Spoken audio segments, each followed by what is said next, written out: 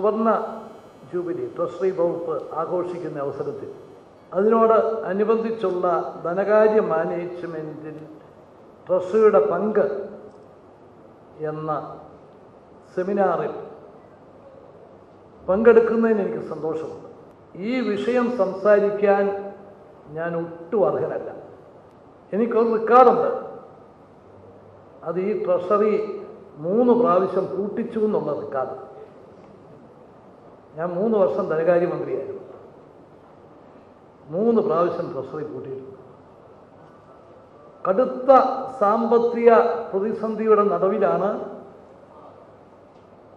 ഞാൻ കരുണാകരൻ മന്ത്രിസഭയിൽ ധനകാര്യമന്ത്രിയായിരിക്കും 91.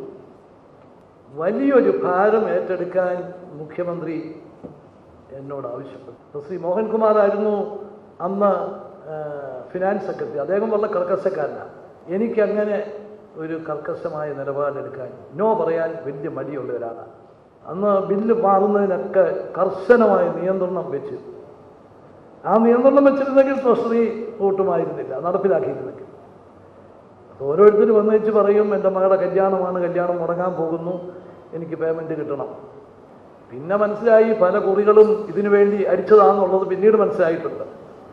ധനകാര്യ മാനേജ്മെൻറ്റിൽ ഒരു കർക്കശമായിട്ടുള്ള നിലപാട് സ്വീകരിക്കാത്ത സാഹചര്യത്തിൽ 3 പ്രാവശ്യം ഈ ട്രഷറി പൂട്ടിയിട്ടുണ്ട്. എനിക്ക് തോന്നുന്നു വേറൊരു ധനകാര്യമന്ത്രിമാരുടെയും കാലത്ത് വേറെ 1-2 പ്രാവശ്യം പൂട്ടിയിട്ടുണ്ടൊക്കെ, ഓരോ പ്രാവശ്യമൊക്കെയാണ്.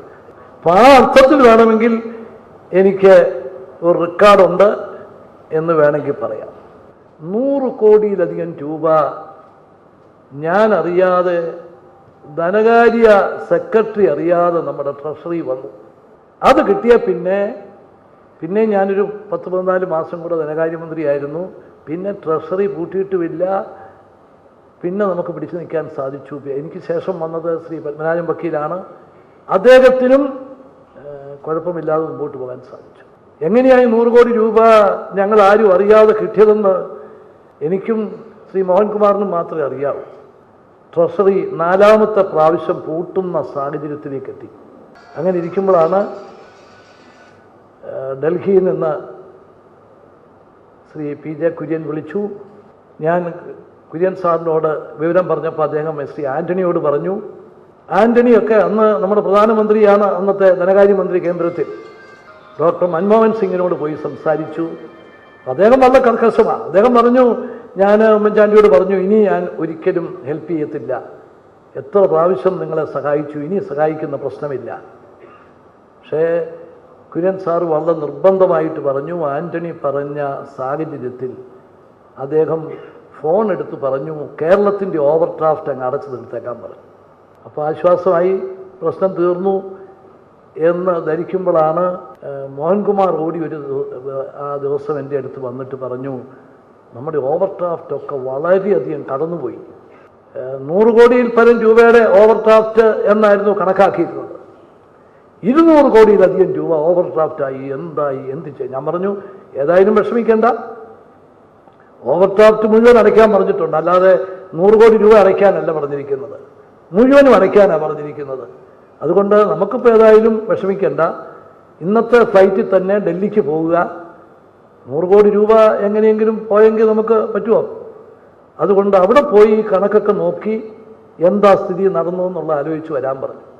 അദ്ദേഹമാണോ അദ്ദേഹത്തിൻ്റെ അഡീഷണൽ സെക്രട്ടറി ആണോ അയച്ചതെന്ന് എനിക്ക് ഓർമ്മയില്ല. ഏതായാലും പോയി ചെന്ന് നോക്കുമ്പോൾ എന്താണെന്ന് ചോദിച്ചാൽ അവർക്ക് കണക്ക് തെറ്റി.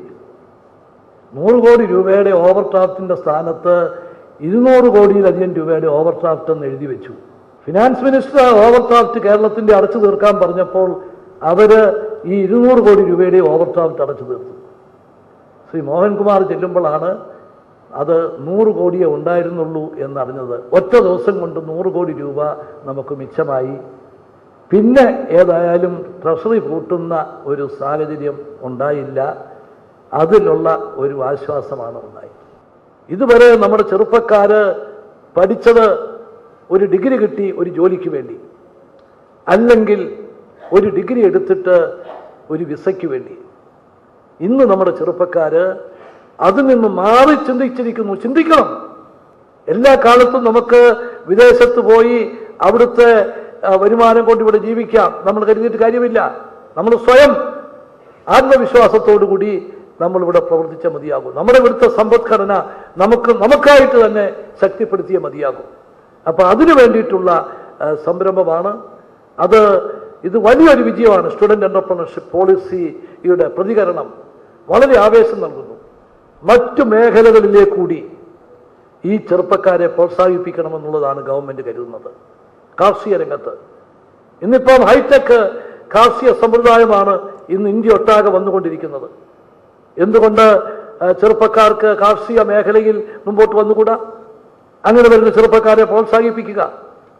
അതുപോലെ എല്ലാ രംഗങ്ങളിലും IT വ്യവസായ മേഖലകളിൽ മാത്രമല്ല, ജീവിതത്തിൻ്റെ എല്ലാ തുറകളിലും മുമ്പോട്ട് വരുന്ന ചെറുപ്പക്കാരെ പ്രോത്സാഹിപ്പിക്കാൻ അവർക്ക് ആവശ്യമായ പിന്തുണയും പ്രോത്സാഹനവും നൽകുന്നതിനുള്ള ഒരു സമീപനമാണ് ഗവൺമെന്റ് സ്വീകരിക്കുന്നത്. അത് നമുക്ക് നമ്മുടേതായ ഒരു സമ്പദ്ഘടന, നമുക്ക് പിടിച്ചു നിൽക്കാവുന്ന, മറ്റുള്ളവരെ ആശ്രയിക്കാതെ നമുക്ക് ശക്തമായി മുമ്പോട്ട് പോകുന്നതിന് ഒരു സാഹചര്യം സൃഷ്ടിക്കുന്നതിന് വേണ്ടിയിട്ടുള്ള ഒരു സംരംഭമാണ്. അതിനു വേണ്ടിയിട്ടുള്ള ശ്രമങ്ങളാണ്. 50 വർഷം അഭിമാനകരമായ ചരിത്രത്തോടുകൂടി നേട്ടങ്ങളോടുകൂടി സുവർണ ജൂബിലി ആഘോഷിക്കുന്ന ട്രഷറി ഡിപ്പാർട്ട്മെന്റിന് എല്ലാവിധ ഭാവുകങ്ങളും നേരുന്നു. ഇതിലെ ജീവനക്കാർ ഏറ്റവും അർപ്പണ ബോധത്തോടുകൂടി പ്രവർത്തിച്ചിട്ടുള്ളത് ഞാൻ ധനകാര്യമന്ത്രി ആയിരുന്നപ്പോഴും ഒരു പൊതുപ്രവർത്തകൻ എന്ന നിലയിൽ കഴിഞ്ഞ കാലത്തെ പ്രവർത്തനങ്ങളിൽ നിന്നും എനിക്ക് മനസ്സിലാക്കാൻ സാധിക്കും. നമ്മുടെ ഇയർ എൻഡിങ്ങിൻ്റെയൊക്കെ സമയത്ത് പിറ്റേ ദിവസം രാവിലെ വരെയാണ്, ഏപ്രിൽ 1-ാം തീയതി രാവിലെ വരെയാണ് ട്രഷറി ജീവനക്കാർ പ്രവർത്തിക്കുന്നത്, പണിയെടുക്കുന്നത്. അത് അവരുടെ ഒരു കമ്മിറ്റ്മെൻറ്റോട് കൂടിയിട്ടുള്ള പ്രവർത്തനം. അതൊക്കെ ട്രഷറി ഡിപ്പാർട്ട്മെൻറ്റിൻ്റെ കാര്യക്ഷമതയും ട്രഷറി ഡിപ്പാർട്ട്മെൻറ്റിനെ കുറിച്ച് ജനങ്ങൾക്കുള്ള വിശ്വസനീയതയും എല്ലാം വർദ്ധിപ്പിച്ചെടുക്കാൻ സാധിച്ചിട്ടുണ്ട്. അതുകൊണ്ട് മുൻകാലങ്ങളിൽ പ്രവർത്തിച്ചവരെയും ഇപ്പം പ്രവർത്തിക്കുന്നവരെയും ജീവനക്കാരെയും അഭിനന്ദിക്കാൻ ഈ അവസരം വിനിയോഗിക്കുന്നു. ധനകാര്യ മാനേജ്മെന്റ്, നല്ല മാനേജ്മെന്റിന്റെ അവകാശവാദങ്ങളൊന്നും എനിക്ക് പറയാനില്ലെങ്കിലും മുഖ്യമന്ത്രി എന്ന നിലയിൽ ഈ സെമിനാർ, ധനകാര്യ മാനേജ്മെന്റിനെ കുറിച്ചുള്ള ഈ സെമിനാർ ഉദ്ഘാടനം ചെയ്യുന്നു. നമസ്കാരം. ജയ് ഹിന്ദ്.